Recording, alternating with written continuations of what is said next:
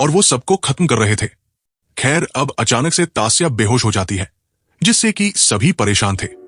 वहीं हम फेब्री के असिस्टेंट को देखते हैं, जो कि फोटो को डेवलप कर रहा था, और फोटो को देखकर तो उसके पैरों तले जमीन खिसक जाती है। उन फोटोज में असल में तास्या और सलीम के आसपास 2 लोग और भी थे, और ये देखकर वो बहुत डर गया था। तो वो यहां से जाने की जिद करने लगता है, जो कि सबसे समझदार कैरेक्टर मुझे लगता है। अब इसी बीच तास्या को होश आ जाता है, जिसको कुछ आवाज आती है तो वो बाहर जाती है, और अब उसे मी हुआ दिखाई देती है, जिनके पीछे वह जाने लगती है और उनके रूम तक आ चुकी थी। यहां पर मिया अचानक से गायब हो जाती है, लेकिन उनकी हल्की हल्की आवाज दीवार के पीछे से सुनाई दे रही थी, और अचानक से ही दीवार में अपने आप एक दरार आ जाती है। अब वो सलीम को बुलाती है और वह दीवार को तोड़ने लगता है, जिसके पीछे उनको एक सीक्रेट रूम मिलता है, जिससे वो थोड़े से हैरान से रह गए थे। अब वो लोग दीवार तोड़ देते हैं तो यहाँ पर उनको मिया की लाश मिल जाती है। उनके हाथ में एक बॉक्स भी था, जिसके अंदर रिंग्स रखी हुई थी, और उनके मुंह से वही रेड बटरफ्लाई बाहर आती है, यानी कि इन्हीं के विजन्स बार बार यहाँ पर तास्या को आ रहे थे। अब ये लोग बाहर आते हैं और सलीम ये कहता है कि उसे भी नहीं पता कि मिया वहां पर थी, और वो ये कहता है कि उन्हें मिया का सही से बैरियल करना चाहिए, और उसके बाद वो फोटोशूट या फिर बाकी काम पूरा कर सकते हैं।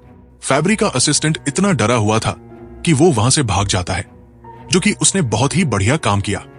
खैर, अगले दिन तास्या प्रेयर्स कर रही होती है, और अब मिया की बॉडी को जागते हुए देखते हैं, जो कि अपने आप ही प्रेयर रूम के अंदर तास्या के पास आ गई थी। यानी कि पक्का इसके ऊपर कोई ना कोई जादू रिचुअल या फिर कुछ तो करा गया था, अदरवाइज इस शरीर का ऐसे चलना नेक्स्ट टू इम्पॉसिबल था।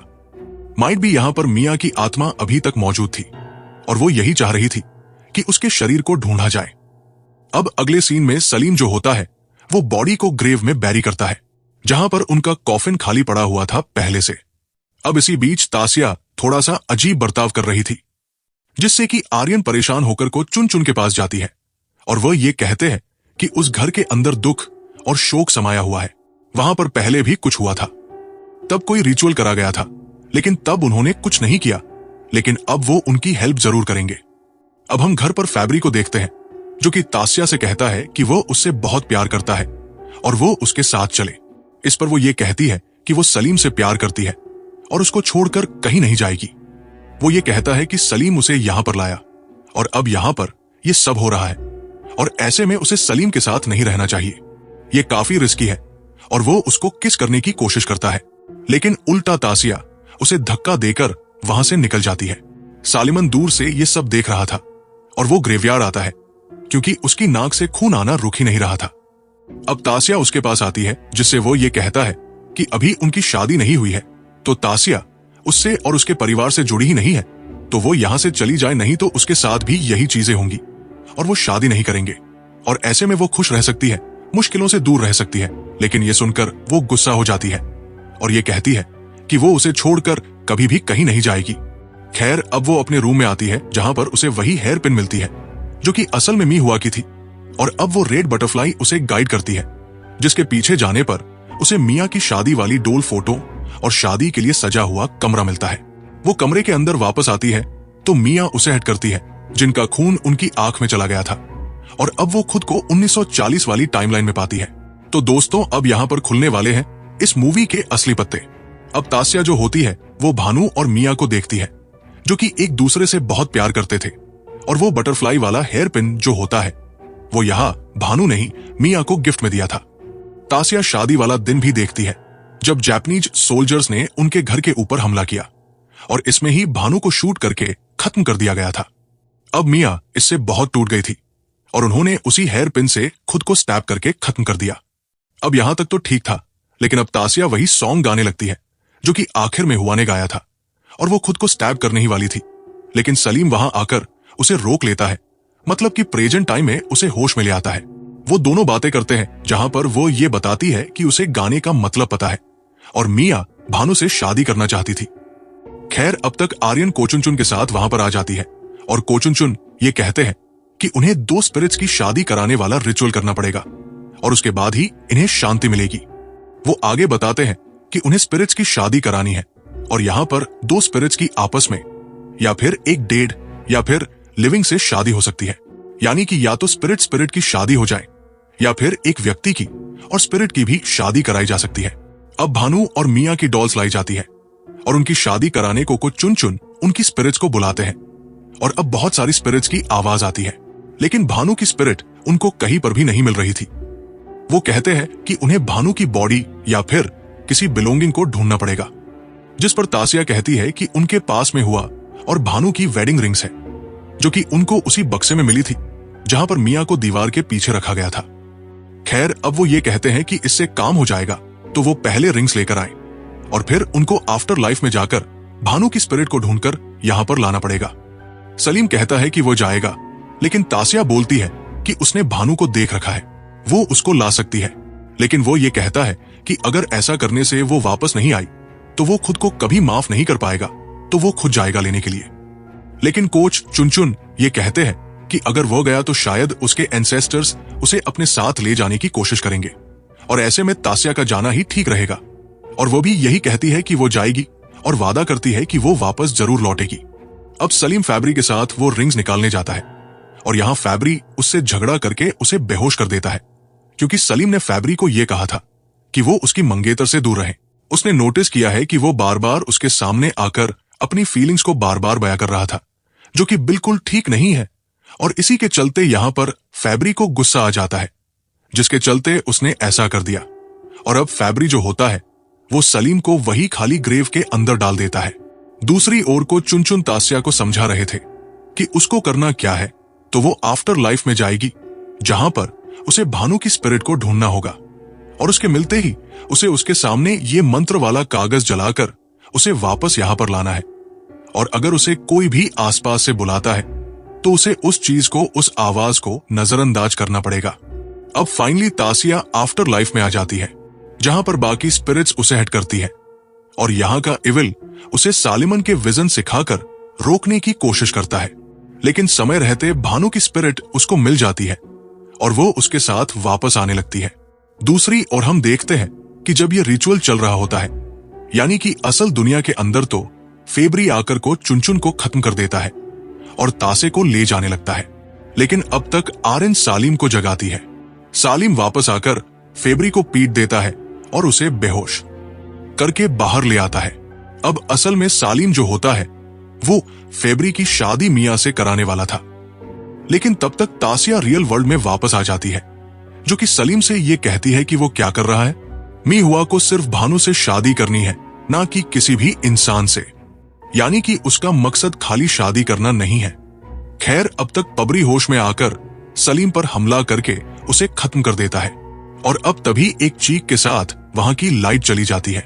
अब तासिया जो होती है उसको मी हुआ ने पोजेशन में ले लिया था और अब तक सलीम को भी भानु की स्पिरिट पोजेस कर लेती है और अब वो दोनों ही फबरी से अपनी वेल्डिंग रिंग्स को वापस लेते हैं।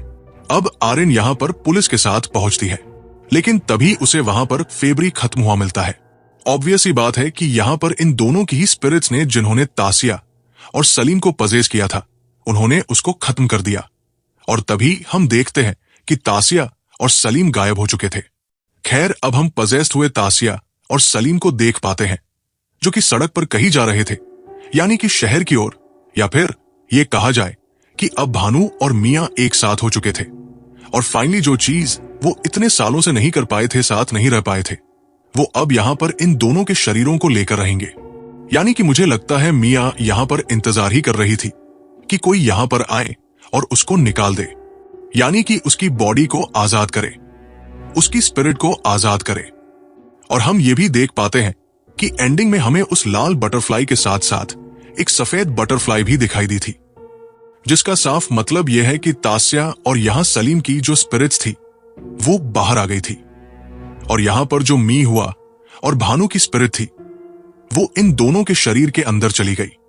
स्टार्टिंग से हम जो लाल बटरफ्लाई देखते आ रहे थे वो यहां पर स्पिरिट्स को ही दर्शाती है और हमने देखा भी है कई हॉरर मूवीज के अंदर कि जब कोई इंसान खत्म होता है तो उसकी स्पिरिट बटरफ्लाई के अंदर परिवर्तित हो जाती है और बूम, इसी के साथ में ये फिल्म यहीं पर खत्म हो जाती है। तो दोस्तों, ये थी इस beautiful film the butterfly house film की कहानी। अब देखो, यहां पर ये मूवी जितनी ज्यादा ब्यूटीफुल है उतनी ही ज्यादा भयानक है, क्योंकि अंत में हमने देखा मीन और भानु ने क्या किया था। उन्होंने यहां पर इन दोनों ही जिंदा लोगों के शरीरों को पजेस कर लिया। अब वहां पर उस वक्त शायद मुझे ऐसा लगा कि हो सकता है कि यहां पर फेब्रू ने सलीम को मार दिया था, लेकिन शायद से ऐसा नहीं हुआ होगा। एंड आई जस्ट बिलीव कि भानु और मिया की स्पिरिट ने इन दोनों ही कपल को पोजीशन में ले लिया, क्योंकि ये दोनों भी एक दूसरे से काफी प्यार करते थे और इन्हीं के शरीरों के चलते मिया और भानु जो थे वो एक हो सकते थे। लेकिन यहां सबसे टेरिफाइंग बात यह है कि जो तासिया है और जो सलीम है, उन दोनों की स्पिरिट्स कहीं ना कहीं इसके चलते खो गई। अब देखो, हो सकता है कि मी हुआ और जो भानु थे वो अपने समय में अच्छे व्यक्ति रहे होंगे, सब कुछ बढ़िया रहा होगा, लेकिन इस वक्त जो उन्होंने किया वो उनकी इच्छाओं को दर्शाता है कि वो अपने साथ रहने की इच्छा आफ्टर लाइफ में जाने के बाद में या फिर मरने के बाद में भी छोड़ नहीं पाए थे। अब सबसे बड़ा सवाल ये उठता है कि जो ओल्ड लेडी यहां पर इन लोगों को दिखाई दी थी, इनके प्रीवेडिंग के अंदर या फिर एंगेजमेंट के अंदर वो कौन थी? तो देखो, या तो मुझे लगता है कि वो सलीम की आंटी की स्पिरिट होगी जो कि खत्म होने से पहले वहां पर आई होगी। होता है ना कई बार कि कोई खत्म होने वाला हो तो आप उसको कई बार देखते भी हो। ऐसा कई लोगों के साथ में हुआ है। कई सारी कहानियां आपने सुनी होगी, या फिर सपने में कोई आया था और अगले दिन देखा जाता है कि वो इंसान जिंदा नहीं रहता। सो माइट बी वो वाली चीज हो सकती है, या फिर यहां पर ये मिया की ही स्पिरिट होगी जो कि इनके पास में आई होगी ये देखने के लिए कि ये दोनों परफेक्ट कैंडिडेट रहेंगे या फिर नहीं, इनके शरीर को हथियाने के लिए। अल्टीमेटली मी हुआ और भानु का ये स्टार्टिंग से ही प्लान होगा, या फिर हो सकता है कि ये सारे के सारे प्लान्स इनके एंसेस्टर्स ने रचे होंगे।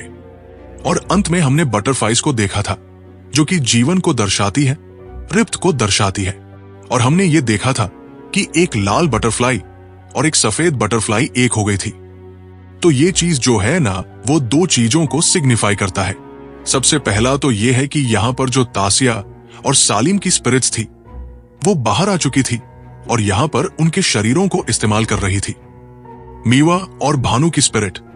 दूसरा ये दर्शाता है कि मिया और भानु अब एक हो चुके हैं, यानी कि अब वो अपनी उस जिंदगी को बिता पाएंगे जिसके बारे में वो शुरुआत से बात करते थे कि कहीं दूर जाकर रहना, और अब वो शहर की ओर ही निकलने वाले थे। और हम देख भी पा रहे थे कि उनकी बॉडी जो थी ना, वो काफी डिफरेंट एक्ट कर रही थी। एक और चीज आप ये भी सोच रहे होंगे कि जापानी सोल्जर्स ने इनके ऊपर हमला क्यों किया था। तो भानु और यहां पर मिया की जो फैमिली थी वो अपने देश के लिए काफी ज्यादा अच्छे थे, पेट्रियोट्स थे, जिसके चलते यहां पर हुआ ये कि जापानीज सोल्जर्स ने उनके ऊपर हमला कर दिया। और ऐसा हुआ इसलिए था क्योंकि उस टाइम पर वर्ल्ड वॉर 2 चल रहा था। तो जापानीज सोल्जर्स का सिंपल सा यही था कि या तो उनके सामने झुक जाओ या फिर वो उनको खत्म कर देंगे। और जब हमने देखा कि भानु को खत्म कर दिया गया है तो मिया ने भी सेम हेयर क्लिप से खुद को खत्म कर लिया, जो कि दर्शाता है उसके इटर्नल लव को और सैक्रिफाइस को। तो उम्मीद करता हूं कि अब आपको ये मूवी अच्छे से समझ में आ गई होगी। समझ में आ गई है तो वीडियो को लाइक कर दीजिए, चैनल के ऊपर नए हैं तो सब्सक्राइब कर लेना। तो मैं आप सबको मिलता हूं अगली वीडियो के साथ में, तब तक के लिए स्टे अलर्ट।